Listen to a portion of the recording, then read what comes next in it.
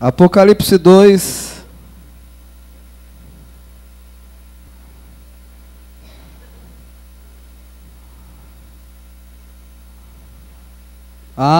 Depois dessa leitura, eu queria convidar o irmão Lisboa. Antônio Lisboa. Um homem que me ama muito também. Antônio Lisboa. Apocalipse 2.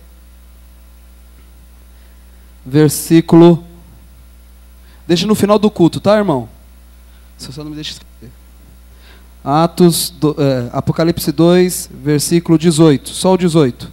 E ao anjo da igreja de Tiatira escreve: isso diz o Filho de Deus, que tem seus olhos como chama de fogo e os pés semelhantes ao latão reluzente. Vamos ao 19. Eu conheço as tuas obras, e o teu amor, e o teu serviço, e a tua fé, e a tua paciência, e que as tuas últimas obras são mais do que as primeiras. Senhor Deus, queremos ser abençoados nessa noite, e cremos que o Senhor está aqui, Senhor. Cremos que o Senhor está aqui no nosso meio. Cremos que aqui há cura, a libertação, cremos que aqui há fé, cremos que aqui há o poder de Deus para transformar vidas. E por isso viemos te adorar nessa noite. Adoramos o Cordeiro. Quando nós adoramos, nós não cantamos somente, nós adoramos o Cordeiro. E nós estamos muito felizes que hoje é o dia 28 de fevereiro, porque foi num dia desse, como esse, que 7 anjos vieram mais rápidos que a luz, e vieram e comissionaram o profeta a pregar a abertura da palavra, a abrir, Senhor, para nós, porque o Senhor abriu o livro da vida do Cordeiro, e passou isso para o 7º anjo, e o 7º anjo veio transmitir para nós a real mensagem, o real motivo dele ter vindo à terra, era para trazer essa mensagem de redenção para nós, a abertura da palavra, os mistérios revelados, os selos sendo rompidos. O meu nome está naquele livro, o nome da igreja está naquele livro, e quando o livro foi aberto, um novo cântico se entoou. Por isso os hinos que nós cantamos é novo cântico. Ele está de acordo com a abertura da palavra. Por isso nós estamos cantando hinos da nova terra, porque um novo cântico se entoou. Somente o Cordeiro e seus eleitos sabem esse cântico. E nosso nome está escrito no livro da vida do Cordeiro. Fomos predestinados e eleitos. Esse é o poder vivificador que desceu para a igreja, para levá-la a uma graça arrebatadora, em nome de Jesus. Amém. Podeis sentar, irmãos. Se for melhor eu pegar o de cabo, eu pego.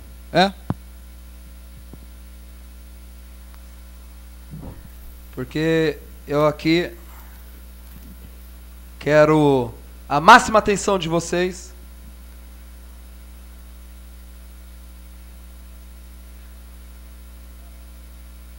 Nós sabemos, nós estamos entrando na era de Tiatira. E sabemos que na era de Tiatira, após, irmão, a pregação, tá? Obrigado. A era de Tiatira foi a era mais negra. Nós estamos fazendo o estudo das eras da igreja. Já estudamos Laodiceia, estudamos Éfeso, estudamos Esmirna, Pérgamo, estamos agora em Tiatira. E o mensageiro da era de Tiatira foi Columba. São Columba foi o fundador da grande escola bíblica na ilha de Rai. Eu estou na parte do mensageiro, bem no finalzinho. Você na sua casa pode pegar a era de Tiatira e ler a página 1, 2, 3, 4, 5 e 6. Quando ele chegou lá, a ilha era tão estéril e rochosa que não podia produzir alimento suficiente para todos eles. Mas Columba plantou a semente com uma mão, enquanto mantinha a outra erguida em oração. Hoje a ilha é uma das mais férteis do mundo.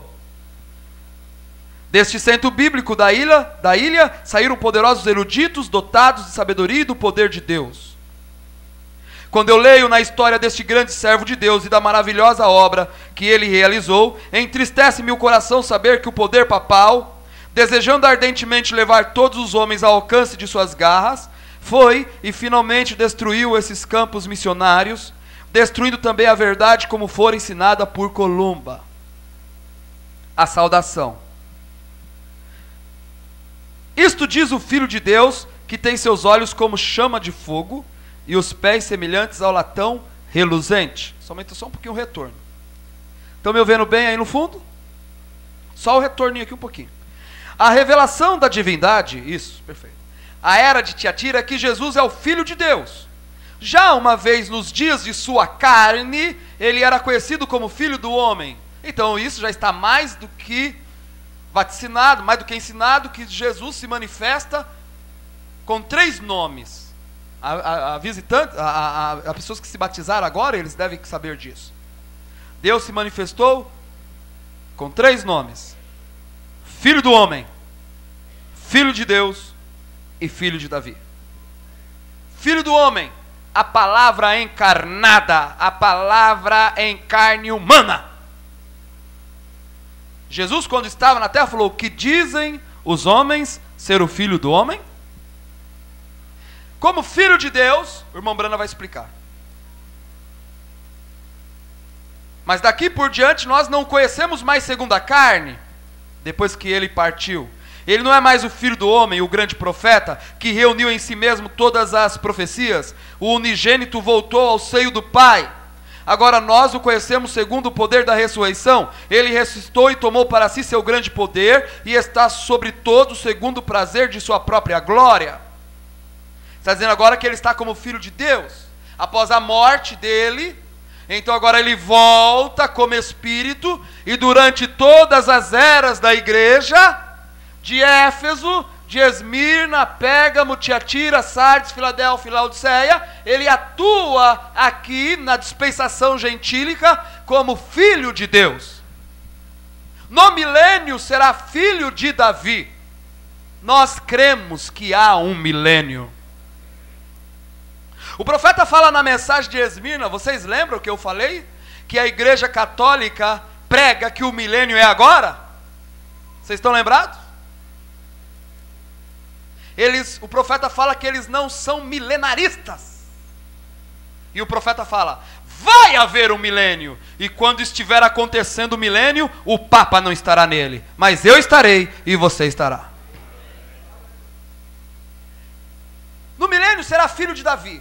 Mas o irmão Brana fala na mensagem, provando sua palavra, que entre filho de Deus, durante as eras, e filho de Davi, para o milênio, entre filho de Deus e filho de Davi, ele voltaria novamente a se manifestar como Filho do Homem. E Filho do Homem é Deus em carne humana. Perguntaram para o irmão Brano: o que é o Filho do Homem? Ele falou: o que é o Filho do Homem? Eu vou te responder: no princípio era o Verbo, e o Verbo estava com Deus, e o Verbo era Deus, e o Verbo se fez carne e habitou entre nós. Esse é o Filho do Homem. E hoje, que ministério nós estamos? No ministério do Filho do Homem, porque agora Jesus Cristo está na forma da noiva. E você tem que entender onde que você está. Você está localizado, porque quando Eva caiu, quando Adão caiu, eles estavam indo para fora do jardim. Deus os amou tanto que matou algo inocente e os vestiu. Alguém morreu. Um cordeiro morreu. Aquelas vestes estavam com sangue. Alguma coisa morreu para Deus não matar Adão e Eva. Isso aponta para o cordeiro que foi morto no Calvário por nós. Só que após, quando Deus revestiu seus filhos com aquela pele, ali Deus se iniciou um processo, chamado um processo de restauração, porque Deus não ia querer ver o homem continuar daquele jeito, mas Deus ia prover um caminho, o caminho provido por Deus. Ele ia prover um caminho que nos levaria de volta à nossa posição original. Isso é chamado o plano da redenção, da qual eu faço parte e você faz parte. E o mais grande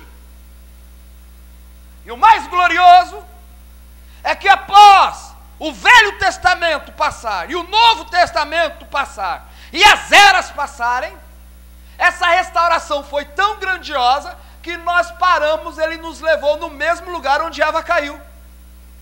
Nós estamos de novo no mesmo lugar, só com uma diferença: Adão não está passeando e deixando Eva só, o Adão está dentro da Eva agora.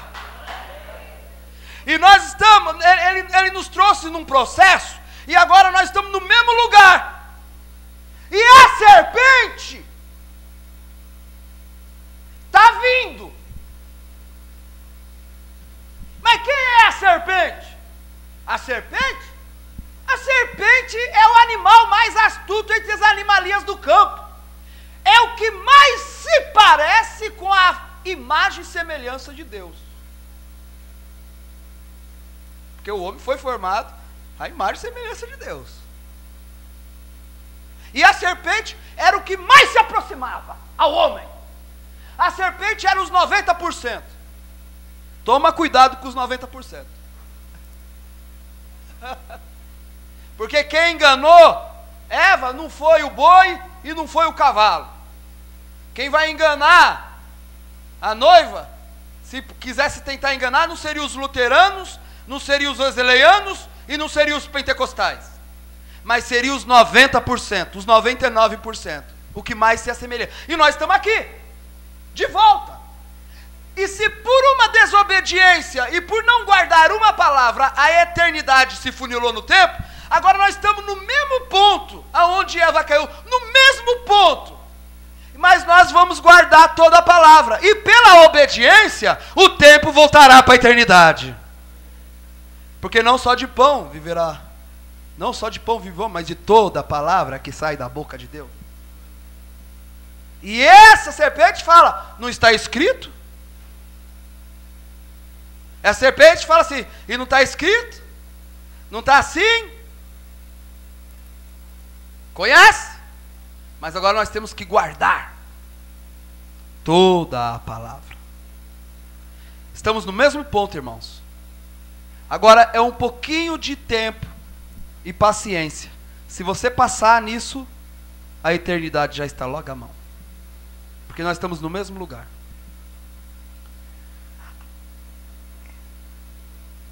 Ele olha sobre Tiatira, e eis que ele vê naquela cidade, naquela quarta era, a honra que pertence a ele somente, sendo conferida a outro. Seus olhos ardem com o fogo da ira e o julgamento, quando ele vê Apolo reverenciado como filho de Deus, quando ele somente é o unigênito filho do Pai. Quão terrível deve ser seu julgamento sobre a religião da era de Tiatira, na qual os membros da igreja, como adoradores pagãos do Filho de Deus, Apolo, eles estavam adorando Apolo, falando que Apolo, filho de Zeus, era o Filho de Deus, e elevam um governo humano na adoração, sustentados pelo poder do Estado. Pois foi isso exatamente o que ele viu, a igreja católica romana completamente imersa na adoração idolátrica, baseada em ritos do deus Sol, Apolo. Tinha elevado um homem à verdadeira deidade, o Papa, através do casamento da igreja e do Estado. Porque Thomas de Aquino e Álvaros Pelágios formularam e afirmaram que o Papa parece aos que o olham com olhos espirituais ser não um homem, mas um Deus.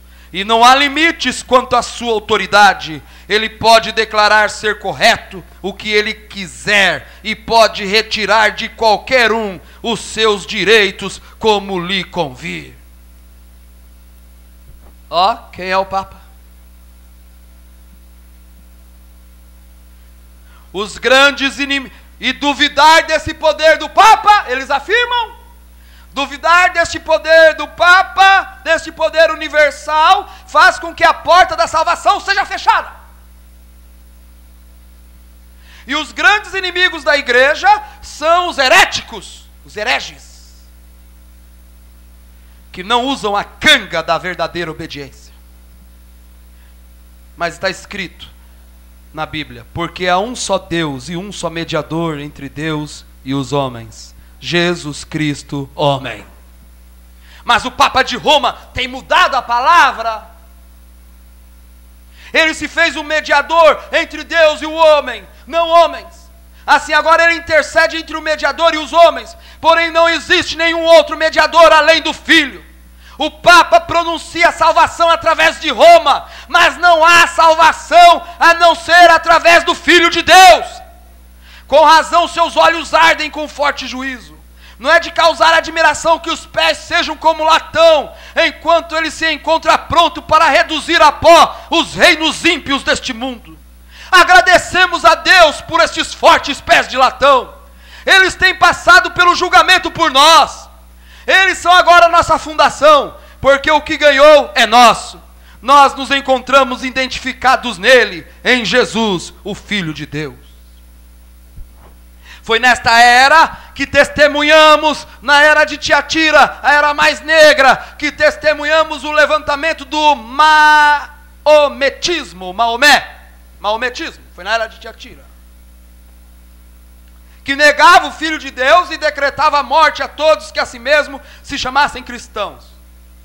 Foi também nesta era que a falsa igreja negou o primeiro mandamento do Deus poderoso e começou imediatamente a quebrar o segundo mandamento, porque ela colocou seu Papa no lugar de Jesus Cristo e estabeleceu e reforçou a adoração aos ídolos em tal extensão que determinava a morte dos que recusavam um lugar para as imagens na igreja. A igreja vinha com a imagem, falava: pastor Marcelo, onde a gente coloca essa imagem? Onde vocês vão colocar essa imagem? Pode levar de volta. Ah, então você vai morrer. Era desse jeito.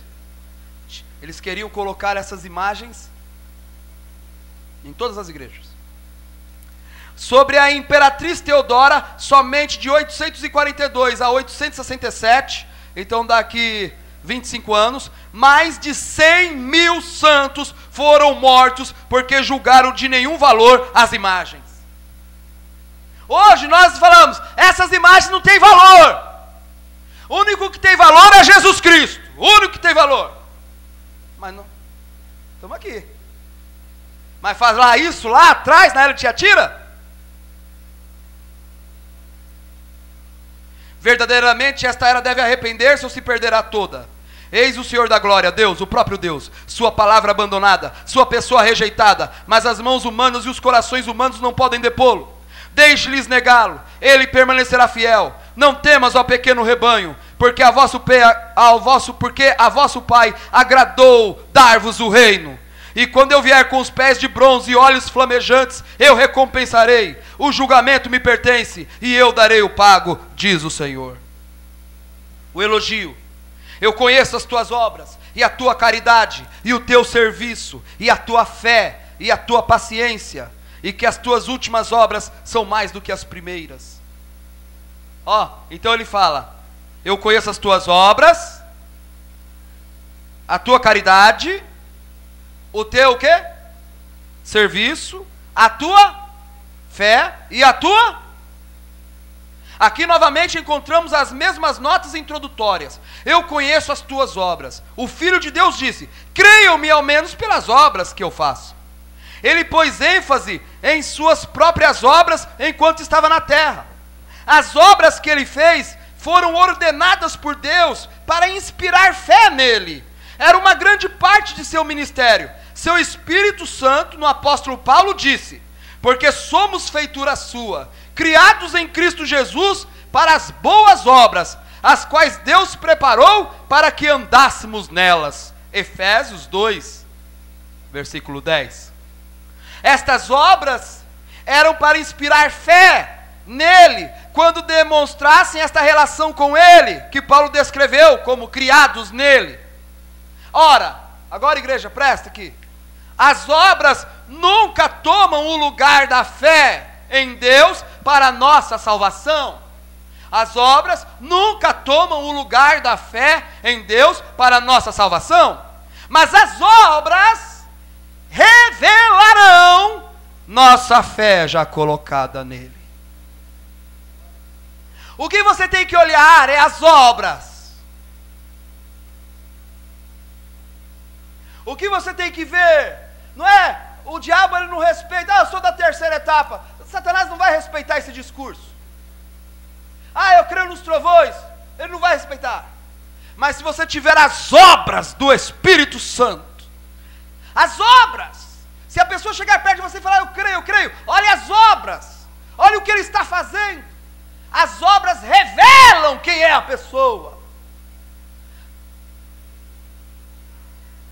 Um dia um pastor falou assim para mim: não é simplesmente colocar um pregador em seu púlpito. Estou falando nada do que se passou no domingo passado, não é isso. Estamos estudando. Mas um pregador tem que pregar aquilo que funciona em sua igreja.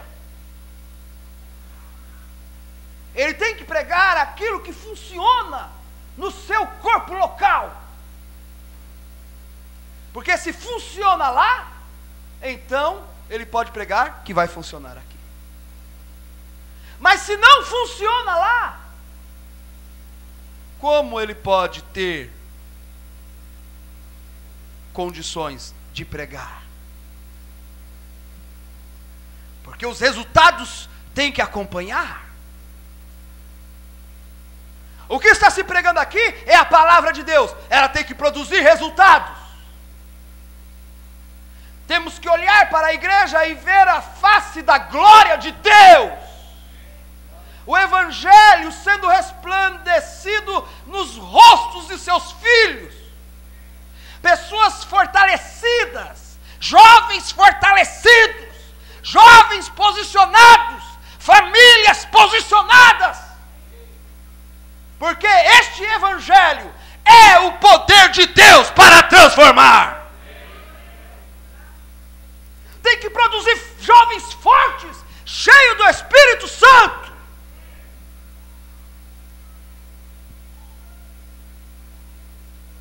Por isso eu estou mais focado, aí eu prego para mim, puxo para mim, e falo, por isso eu estou mais focado em parar e ficar mais com o ministério local aqui.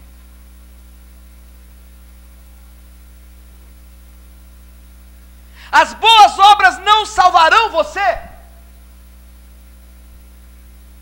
As boas obras não salvarão você, mas elas serão produtos de uma vida salva como fruto para o Senhor. Eu creio nas boas obras. Mesmo se uma pessoa não for salva, ela devia praticar boas obras e fazer o melhor que puder. Como é horrível!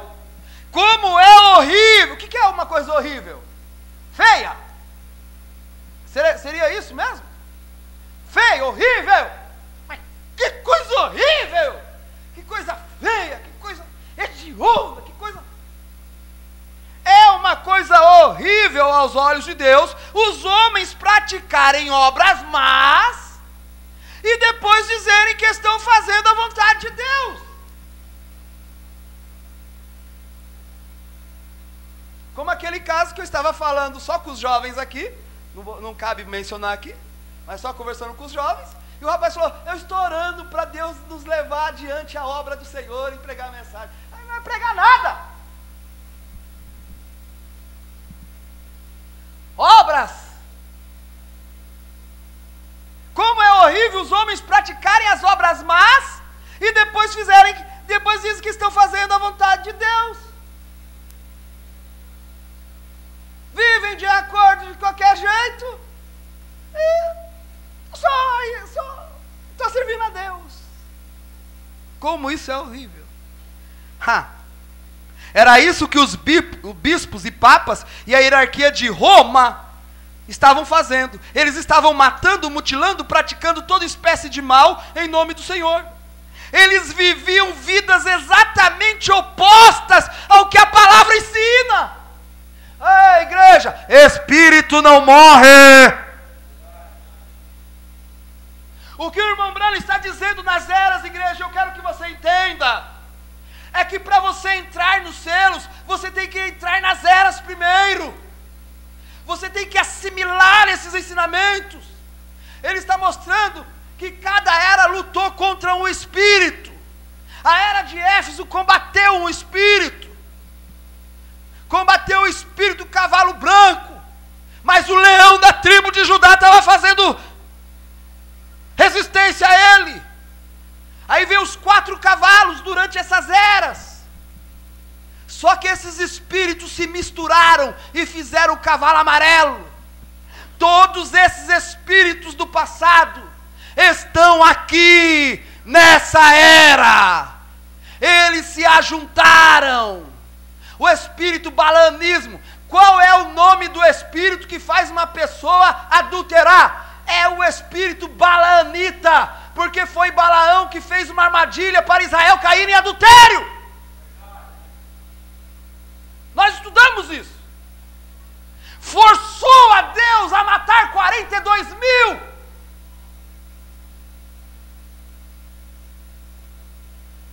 O espírito nicolaíta está aqui. O espírito da igreja católica romana, a maior igreja espírita do mundo, está aqui. E elas creem que o milênio está aqui. Eles não são milenaristas. E eles creem que o reino de Deus se encarnou no Papa. Então o reino veio ao Papa. Eu li isso aqui. Esse espírito está aí. Eles se juntaram, irmãos. E vou dizer mais. Quando o irmão Branham estava pregando, ele falava assim: você pensa que eu estou falando dos católicos? Eu estou falando dos pentecostais. E eu faço agora, assim diz eu. Não, Senhor, eu. Você pensa que eu estou falando dos pentecostais? Eu estou falando dos crentes da mensagem.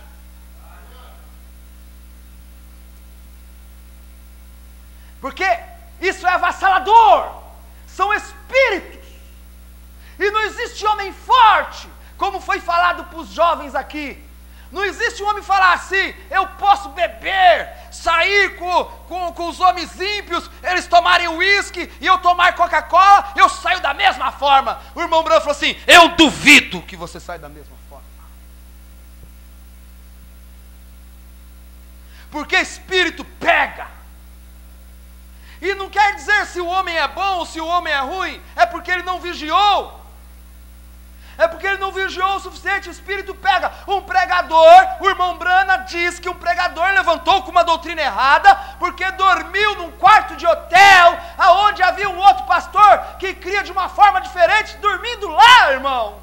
Por isso, quando nós vamos no hotel, a primeira coisa é dizer: Senhor, abençoa, tira todo espírito imundo desse quarto.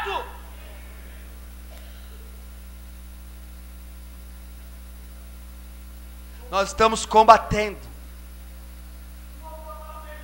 Você tem que guardar a palavra de Deus agora. De novo a serpente vai vir para ver se você é capaz de guardar. Mas o Adão está dentro de você agora. Você vai guardar a palavra de Deus. Porque agora os dois fizeram-se um. Se foi por uma mulher que a eternidade veio para o tempo, será por uma mulher que o tempo irá para a eternidade. É agora. Eu já visto a terra. A terra está pertinho. Só um pouquinho mais e chegaremos. Olha as obras. Eu tenho um grande ensinamento. Vamos ver as obras. Vamos ver o que esse ensinamento causou. Deixa eu ver.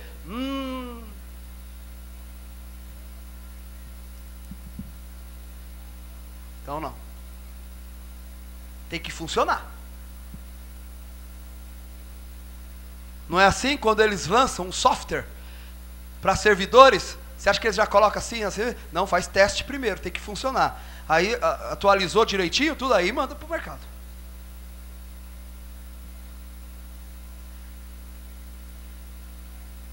Naqueles dias maus, e hoje nós estamos vivendo esses dias maus, nós estamos lutando com esse espírito também.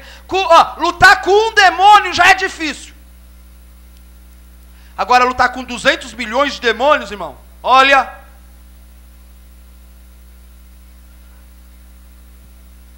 Resistir o diabo do jeito que nós estamos resistindo. Ter um culto simples e humilde, bem simples e humilde, lendo a mensagem do profeta, e os jovens vindo ler a mensagem do profeta, é um milagre. Porque nos últimos dias o amor de muitos se esfriaria. Que Deus nos ajude a chegar até o fim. Que Deus nos ajude. Você está enfrentando... Olha isso aqui. Eles viviam vidas exatamente opostas do que a palavra ensina. Naqueles dias maus, aqueles verdadeiros crentes... mas tinha o verdadeiro. Naqueles dias maus, aqueles verdadeiros crentes fiéis brilharam como uma luz nos lugares escuros. Aí o irmão Brana fala assim: resplandeça a vossa luz diante dos homens. Porque continuamente fizeram o bem. Eles retribuíam as maldições com bênçãos e sustentavam a verdade para honrarem a Deus, chegando mesmo muitos a morrerem por ela. Neste versículo ele está louvando a seus filhos porque estavam vivendo vidas transformadas. É aqui onde eu quero chegar. Talvez você possa não entender tudo, mas se você estiver vivendo uma vida transformada, porque o que eu já vi, já estou vacinado, já entrou em quarentena e tudo, o que eu vejo de irmãos que sabe, mas olha, o que apronta, não está brincando. Um livro não cabe.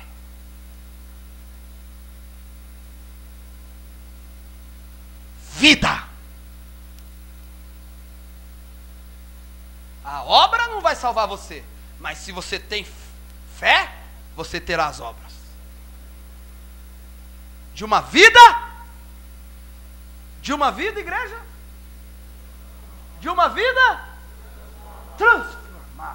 Porque o poder do Evangelho tem esse poder. O Evangelho de Jesus Cristo tem esse poder. Ele transforma. Ele pega um pecador do mais baixo do inferno e o levanta acima da glória. O enche com o batismo do Espírito Santo. Sela aquela pessoa. Cura ela, liberta ela. E aqui Deus vai te dar um segredo. Aqui Deus vai te dar um segredo. Sim, Senhor. Suas obras testificavam de um novo espírito morando dentro deles. Jesus chegou, olhou a casa e falou: Satanás, sai! Eu vou entrar aí dentro agora. E Deus vem e entra. E você pode cantar: essa casa é reservada para Deus.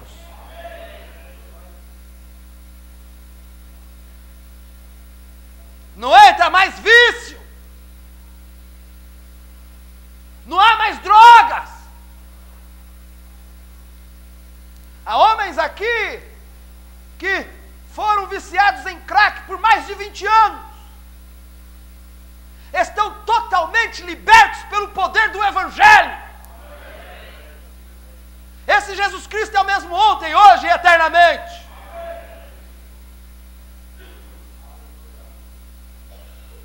As obras mostravam que um novo espírito estava morando dentro deles.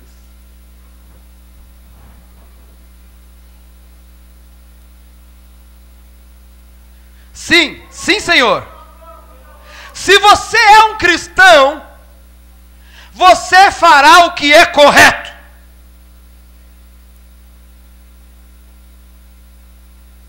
Suas obras testificarão que o seu coração está bem.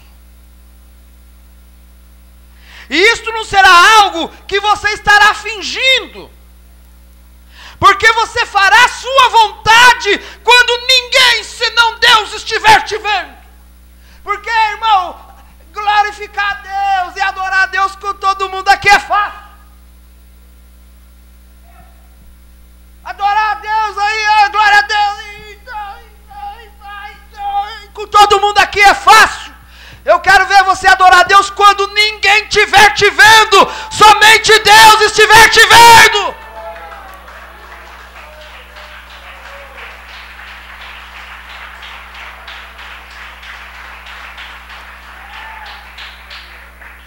Aí você começa a fazer uma autoanálise. Eu amo movimentos, eu amo encontros, amo. Eu pulo, grito, as pessoas me conhecem. Quando eu fico quieto no encontro, no outro dia, um monte de gente perguntando: o senhor está bem? O senhor está triste? Eu falei: não, estou bem. Não, o senhor está triste, todo mundo viu que o senhor está triste. Você, olha como o senhor, nós conhecemos o senhor, não, alguma coisa aconteceu. Não, nada aconteceu. Não, alguma coisa aconteceu, alguma coisa aconteceu. Eu amo pular, amo gritar.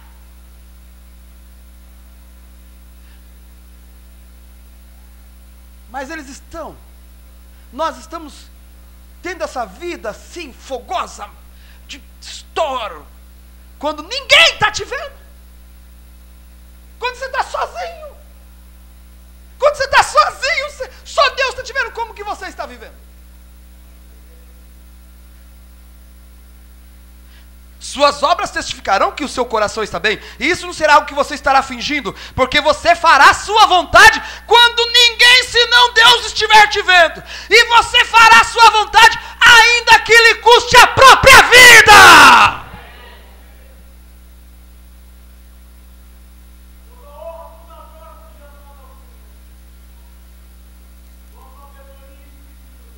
Eu tenho conhecido o teu amor, serviço, fé e paciência. Vocês notaram que o amor é posto entre obras e serviço? Eu conheço o teu amor, serviço, fé e paciência.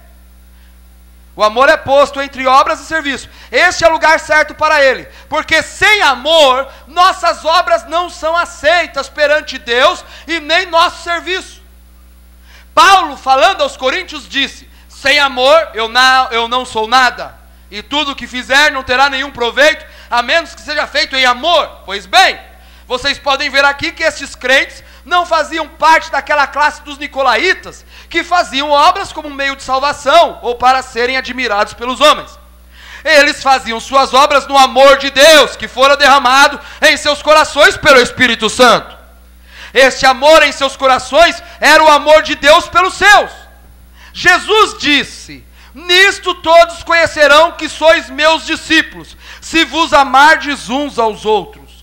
Os pagãos que viram as vidas dos cristãos primitivos disseram: vejam como eles amam uns aos outros.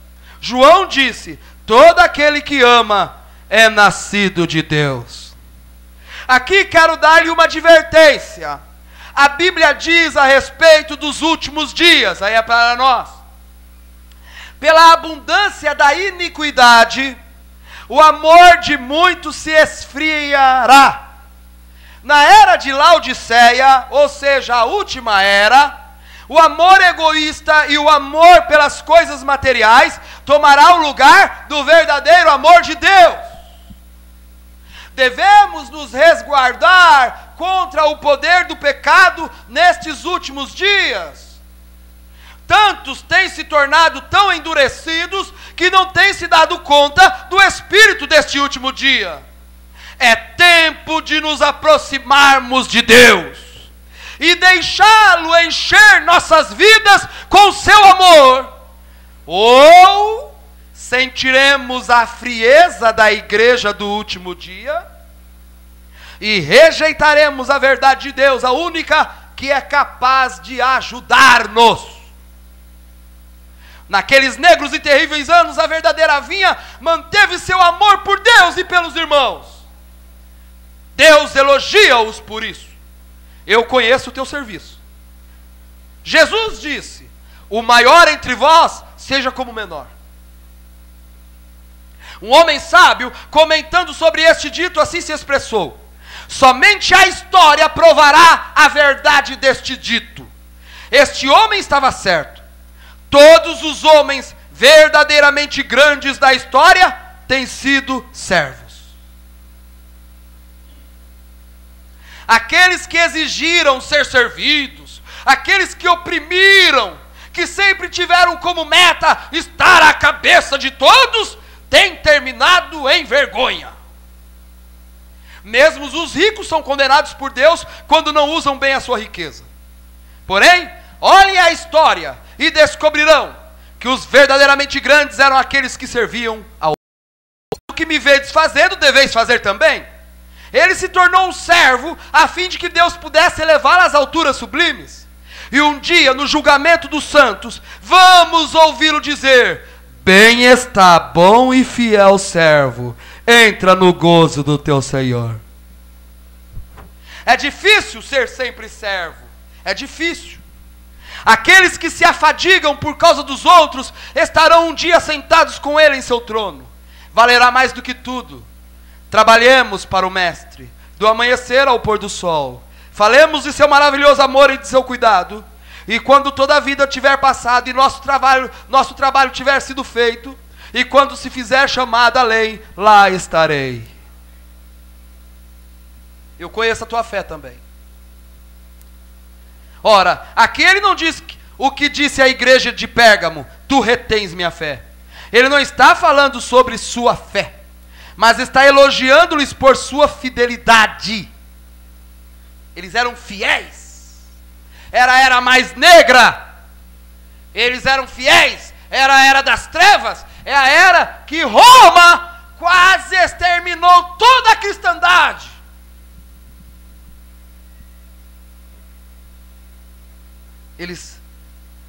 Deus está elogiando eles por sua fidelidade. E à medida que o está fazendo, também menciona a sua paciência. Igreja, fidelidade e paciência vão juntamente. Fidelidade e paciência vão juntamente. Por certo, a paciência é o resultado da fidelidade. Porque um jovem espera para Deus mostrar a moça correta para ele ou vice-versa, porque ele é fiel.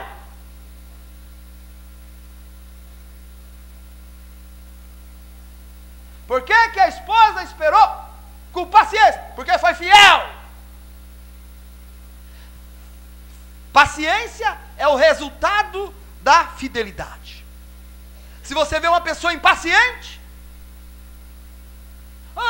eu sempre servi a Deus, eu sempre fui na casa de Deus, eu cantei hinos a Deus, eu dizimei ali, eu ofertei ali, o que aconteceu com a minha família?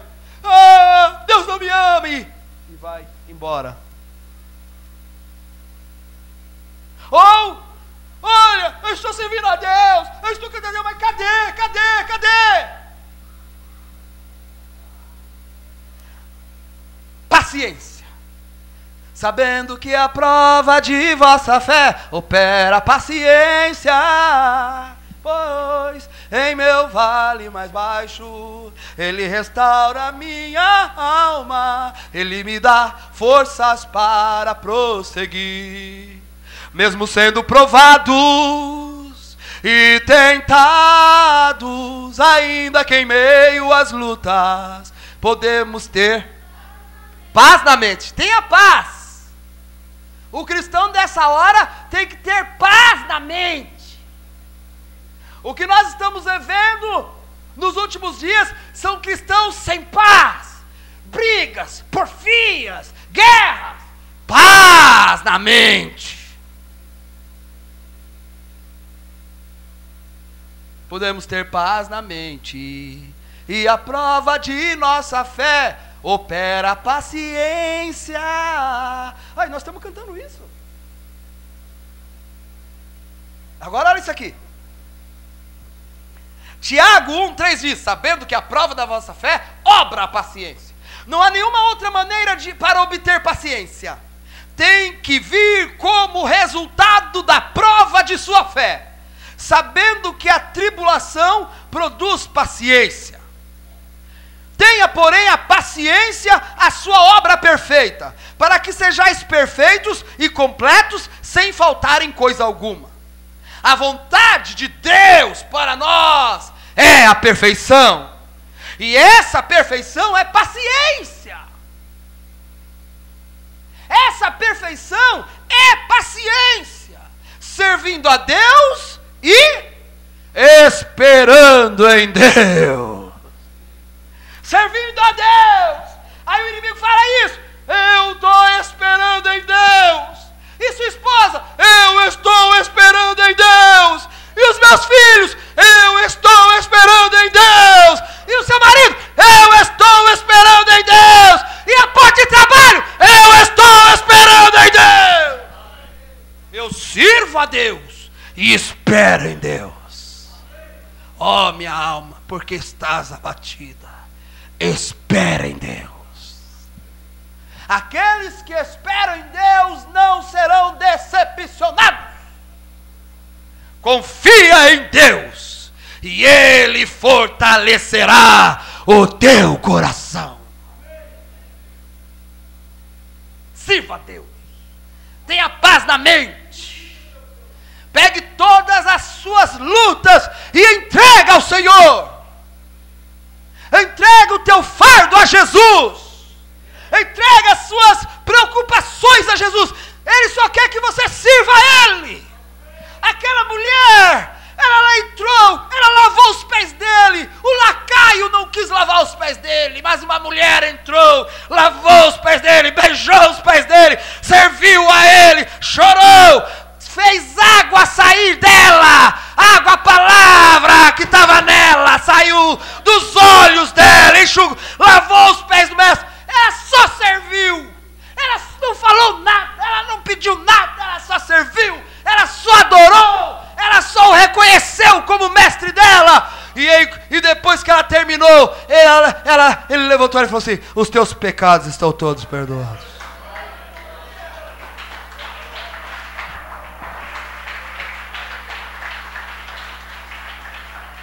Eu sei que cada um de nós temos petições. Eu sei que cada um de nós estamos sofrendo, porque cada um de nós está com um capacete e uma metralhadora em Jerusalém, e o inimigo querendo, já conquistou todas as cidades, e ele querendo conquistar Jerusalém, e a gente está dando tiro e fala: aqui você não vai conquistar, aqui você não vai derrubar. Eu vou manter a minha posição como cristão. Se tem que ter um crente nessa era, se tem que ter um crente nessa era, eis-me aqui, Senhor, envia-me a mim.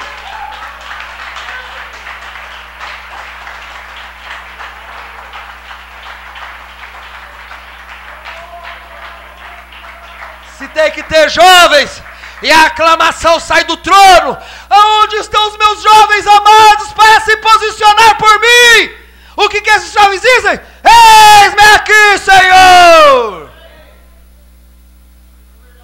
Satanás está encrencado conosco. A gente gosta de luta, Satanás. Essa turma aqui que chegou por último, ela aqui não, essa aqui não vai cair. E Satanás mexe na família, e mexe com o filho, e mexe ali, e mexe ali, e mexe ali, e mexe ali. Dá domingo, a hora, vamos embora para a igreja. E pega aqui, e pega a conta da água, paga a luz, e pega a conta da luz, paga a água, e faz isso, e vai no mercado, e tal. E ó, dá o tempo. Ó, vamos, igreja, vamos chegar aí na igreja. Já chega cedo. Vai começar a adoração, e pula, e grita, e adora o cordeiro e tal. Vocês são invencíveis. Nada vai impedir o nosso canto. Absolutamente nada. E depois da luta, vem a vitória. Depois da luta vem a vitória, e a vitória é coroada.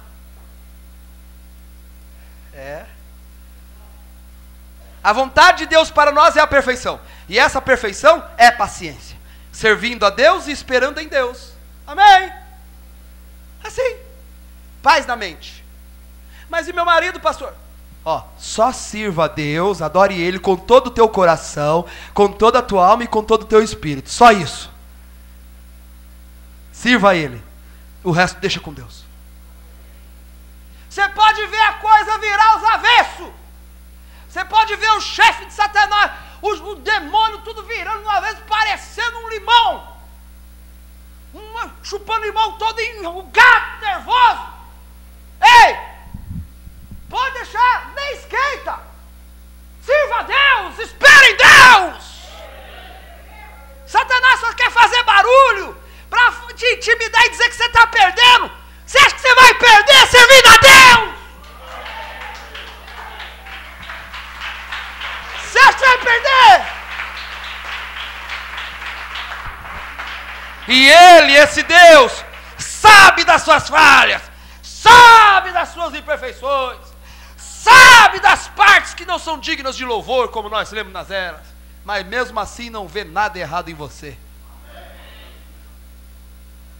Balaque mandou Balaão ir pela frente, não deu certo. Falou, vai por trás, que o senhor vai ver a parte que não é digna de louvor deles. Não deu certo também. Escolhi, acabou, é a minha escolha. Ele te escolheu, Ele te predestinou, Ele te separou para vencer, como foi cantado aqui. Você não foi criado para servir o diabo, você não foi criado para andar na gandaia, você foi criado um projeto de Deus, foi criado porque Ele precisava ser Deus, e para Ele ser Deus, Ele tem que ser adorado. Ele precisava de filhos redimidos, filhos resgatados, filhos comprados através do seu sangue no Calvário, que se colocariam de pé nessa hora. Dai-me isso. E hoje Ele está aqui sendo adorado por você. E não é novidade você ter problema. Eu também tenho muitos. Mas sabe o que nós somos? Nós somos cristãos. E eu, com as minhas imperfeições, eu estou no poço de dever. Eu tenho tantas coisas, de tantos problemas. Eu sou um homem igual aos outros, mas estou aqui, e você também está aí. Nós não vamos trocar nossa primogenitura por um prato de lentilhas. Nós vamos pisar na cabeça da serpente. Ele está acuado, ele está com medo. Moabe falou, amaldiçoa esse povo porque ele é mais poderoso do que eu. Ele sabe que nós somos mais poderosos. Ele é um cão latino. Os vasos têm que voltar para Jerusalém. É a lei de Deus. Estávamos na Babilônia, estávamos na confusão. O rei da Babilônia podia tomar as bebidas alcoólicas pelos vasos de ouro que levaram do templo de Jerusalém. Mas agora, terminados 70 anos, há uma lei para os vasos retornar para o templo.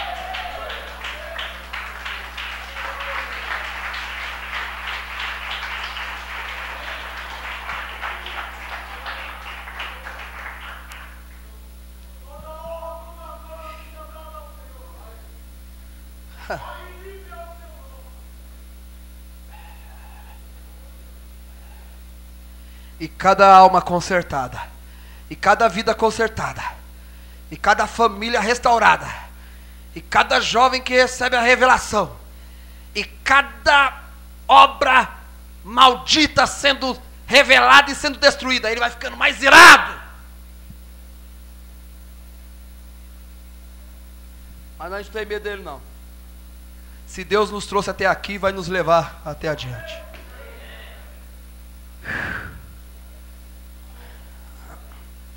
Vocês estão cansados? Vamos mais 10 minutos? Vamos?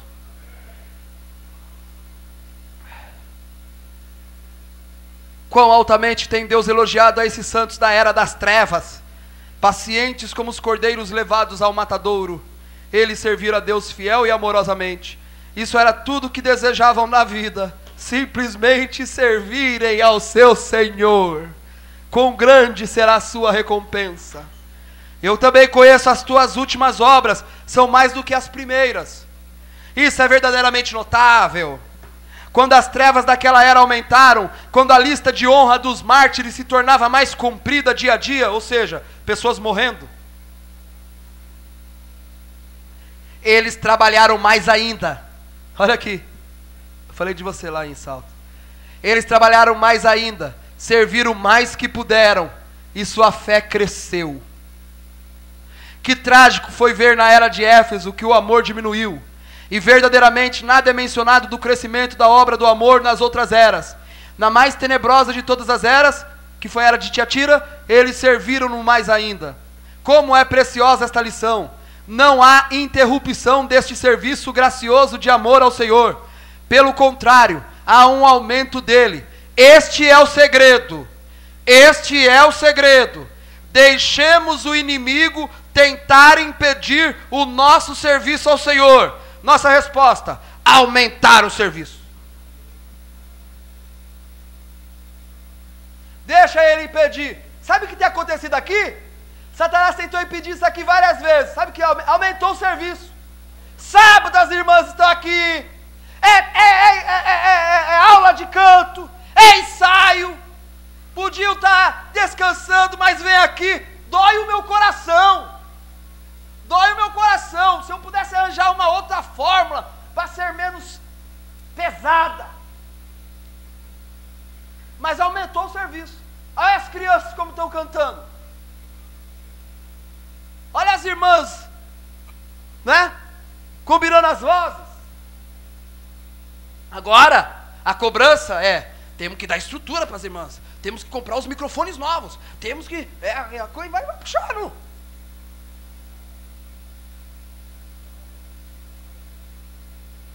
E muda aqui, aumentar o serviço. Ah, está sem dinheiro, vamos fazer um novo site. Vamos sim, vamos. Ah, mas não está tendo tempo, mas vai fazer, vamos. Vai entrar. Aumentando o serviço. Quando eu vi esse jovem, não para fazer honra para homem, vocês me conhecem, mas quando um membro é honrado, todo o corpo é honrado. Eu lembro do Nix, quando ele desceu aqui, teve um dia que ele desceu chorando. Lembra aquela aqui, né? A gente se encontrou aqui, ele chorando. Ai, tá difícil. Mas eu vou manter a minha posição. Nós conversamos ali. Satanás está encrencado, porque nós não temos dó dele também. Nós vamos fatiar ele todinho.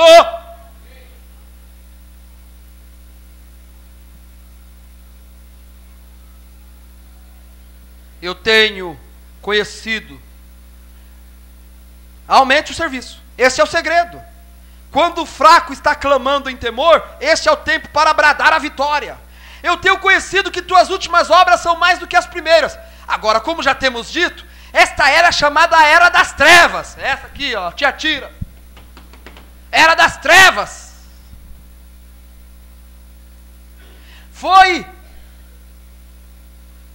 Porque em verdade foi a época mais escura da história. Foi a era do Papa Inocêncio III. Não tem nada a ver com o nome dele.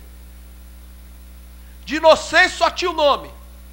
Papa Inocêncio III, que reivindicou ser o vigário de Cristo, supremo soberano sobre a igreja e o mundo, que instituiu a Inquisição dos nossos irmãos, o qual, sob sua direção, derramou mais sangue do que qualquer outro tempo, exceto no tempo da Reforma. Foi a era da pornografia. Você acha que a era da pornografia ou da pornocracia? Você acha que ela nasce aqui?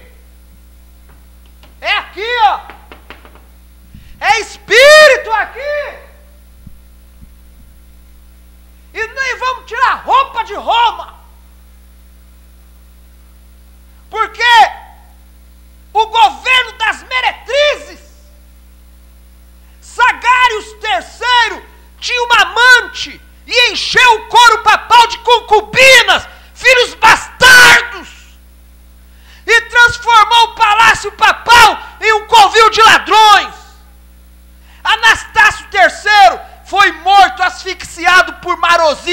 que era amante de Sagários.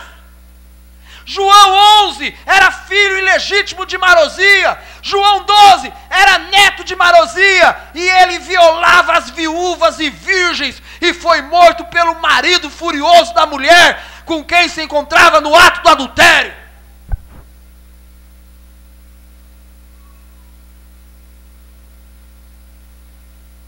Foi a era do cisma papal, pois duas linhagens de papa, uma governando a Avignon e outra de Roma, amaldiçoavam e lutavam entre si. Estes papas eram não somente culpados de atos imorais do sexo, gerando um número sem fim de filhos ilegítimos, cometendo sodomia. E agora isso está acontecendo aqui, é espírito de Tiatira, espírito nicolaíta, espírito de Jezabel. Mas quando eles se misturaram para combater, Deus enviou a unção da águia, o sétimo anjo de Apocalipse 10, 7, Elias de Malaquias 4, 5 e 6, com um dito: sai dela, povo meu, sai dessa imundícia. Às vezes você foi batizado em nome do Senhor Jesus e nem sabia que a coisa era tão suja assim. É podre. Com toda certeza ela é a grande meretriz e tem gerado as filhas, as denominações. Só pensam em dinheiro, não pensam na alma do povo. Pode se vestir de qualquer jeito, pode fazer qualquer jeito, dá o seu dinheirinho na igreja e você vai para o céu. Isso é venda de indulgência, isso aí. Isso é cavaleiro no cavalo negro. Uma medida de trigo por um dinheiro, uma medida de cevada por um dinheiro, e não danifiqueis o azeite. Roma mercadejando salvação para construir a Basílica de São Pedro. Mas Deus está regimentando um povo, está revelando essa sanguinária, essa Jezabel, porque tem um Jeú ungido de Deus. Há um Jeú ungido de Deus, que vai falar assim: quem são aqueles que estão a favor de Deus? Aí, arremessa essa Babilônia! Quero ver quem vai comprar a gente. Quero ver. Nós somos indestrutíveis. Nós somos a esposa do Cordeiro. Nós chegamos. Nós chegamos. A natureza geme em grande expectação, pela manifestação. Quando você nasceu, Deus falou: olha lá, já se manifestou mais um ali, ó. A natureza fala: venham, venham mesmo, venham. Nós não aguentamos mais esses homens poluindo o rio. Nós não aguentamos mais.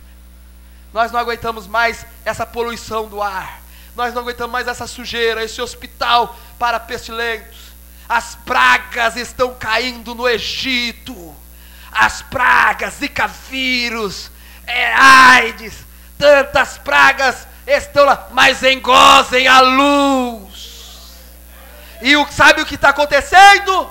Quanto mais você chega perto de Deus, mais a luz te envolve e mais Ele lança as trevas de nós todos para o mundo.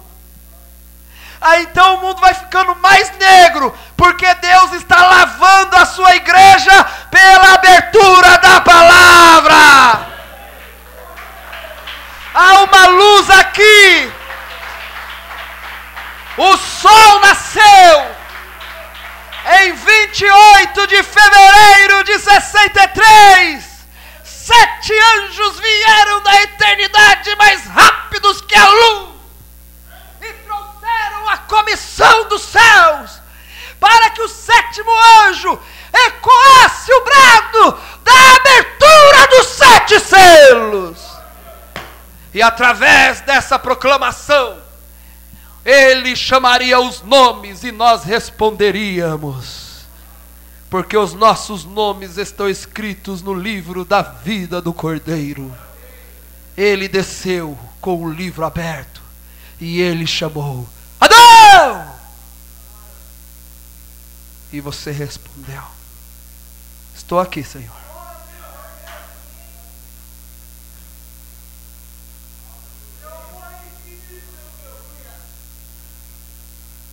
Essa era de Tiatira, para terminar, foi a era quando a luz brilhou mais debilmente. Que não haja trevas em mim. Pai, tome controle da minha alma.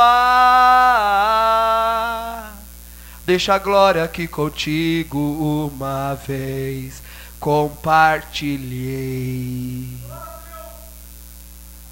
Foi a era quando a luz brilhou mais debilmente. No entanto, os poucos crentes que haviam trabalhavam mais fervorosamente quando as trevas aumentaram, até que por volta do fim da era, muitos levantaram-se tentando reformas. Suas obras foram tão fervorosas que eles prepararam o caminho para a reforma que principiava. Por isso a palavra diz sobre esta era: suas últimas obras são mais do que as primeiras. A palavra Tiatira tem vários significados, entre os quais destacamos sacrifício contínuo. Muitos creem ser uma profecia referente à missa, que é uma apresentação contínua do sacrifício de Cristo. Este é um pensamento excelente, mas ela pode também significar o contínuo sacrifício de vidas e trabalho dos crentes verdadeiros do Senhor. Certamente esses santos de Tiatira foram a nata de todos os crentes, cheios do Espírito Santo e de fé, criados para as boas obras, executando sua vontade, não considerando suas vidas preciosas para si mesmos, mas alegremente dando o seu tudo como um sacrifício suave ao Senhor. Deus te abençoe, em nome do Senhor Jesus Cristo, com essa palavra. Vamos colocar em pé? Vamos, irmão Antônio Lisboa, por favor.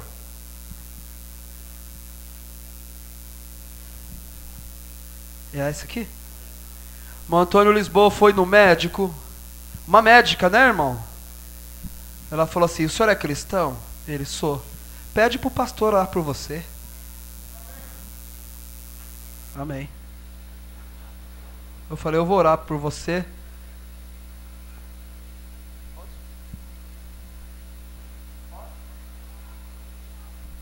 Pede orar com toda a igreja.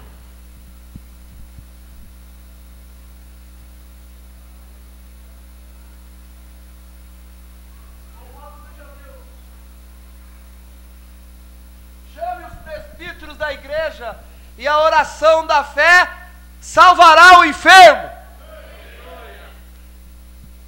Senhor Deus Todo-Poderoso, diante desta mensagem que foi pregada, diante da unção deste Elias, diante da unção, Senhor, coisas têm acontecido em nosso meio. Câncer tem caído, coágulo sanguíneo, cistos do útero têm caído por terra. Cânceres têm sido tirados de cena. Casamentos têm sido restaurados. Pessoas têm se libertado das drogas. Não será diferente com o irmão Antônio Lisboa, Senhor. Em nome do Senhor Jesus Cristo, como pregador do Teu Evangelho, que crê no poder de Deus para transformar, nós estamos mais fortes, Senhor. A igreja de Goianás está mais forte do que nunca. Está crescendo em fé, Senhor.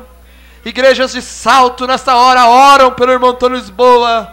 Igreja de São Roque, irmão Arlindo e família de Descalvado nesta hora. Todas as igrejas em todos os lugares, unidos em oração. Nós expulsamos Satanás em forma dessa doença. Em nome do Senhor Jesus Cristo. Sai desse corpo, diabo. Sai desse corpo, Satanás.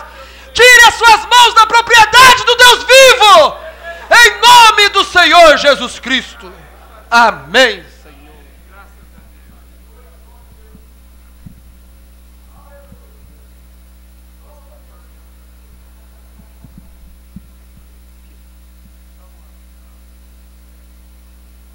Sente só um pouquinho.